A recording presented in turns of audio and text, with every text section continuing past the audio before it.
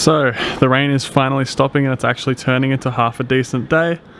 I think I'm going to pull the Jetta out and start doing some work to it. That'd be nearly 30 milliliters of rain in the last 24 hours. This would be the hood liner from the Jetta, and as you can see, it's been significantly chewed out there by some sort of animal. So I've got to pull the clips out of this and throw it in the bin. So I have all the window trims and cowling on the floor here. And if we come over to here, I've also pulled out the wiper regulator and the, well, I guess it's called a wiper transmission for the car. So we really do have access in here now to this cowling section, right where all that gross, smelly stuff is. So what I'm thinking of doing is putting the battery back on the Jetta, backing it out here, and then once it's out there, I'll pull the front wheels off it and pull the guard liners out and clean all those areas out really thoroughly. Oh, smooth. There's now no interior in the Jetta, so it's going to throw an airbag light, but let's see. Cold start. Let's not even glow it. Oh yeah, she's going. Oh, typical Mk5 fashion. Look at that Christmas tree on the dash.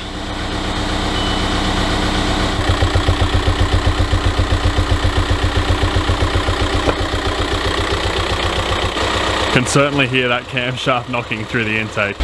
As gross as it is, I'm sitting on the floor. Let's see. Oh, we're going.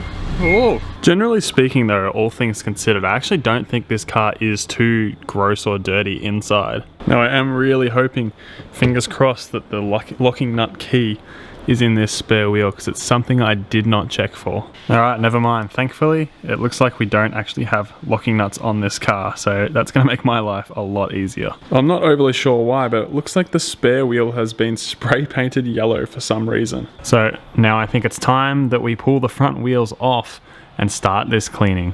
And there we have one of the guard liners off, and it's pretty much as gross as I could have expected.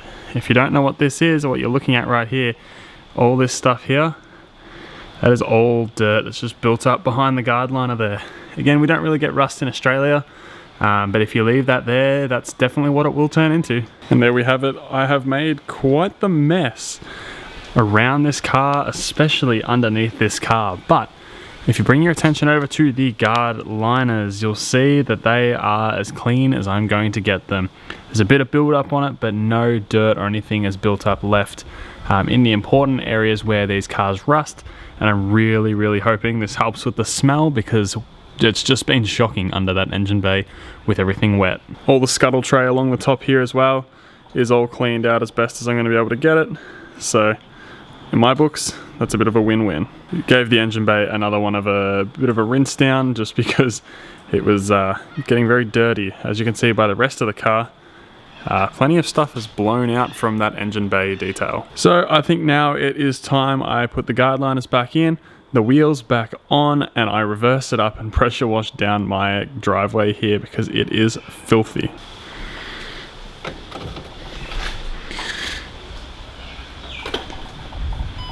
Alright, we'll start her up once more.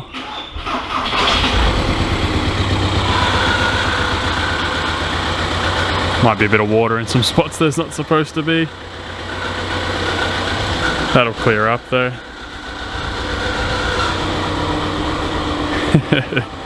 Alright, and then we have a bit more progress on the Jetta.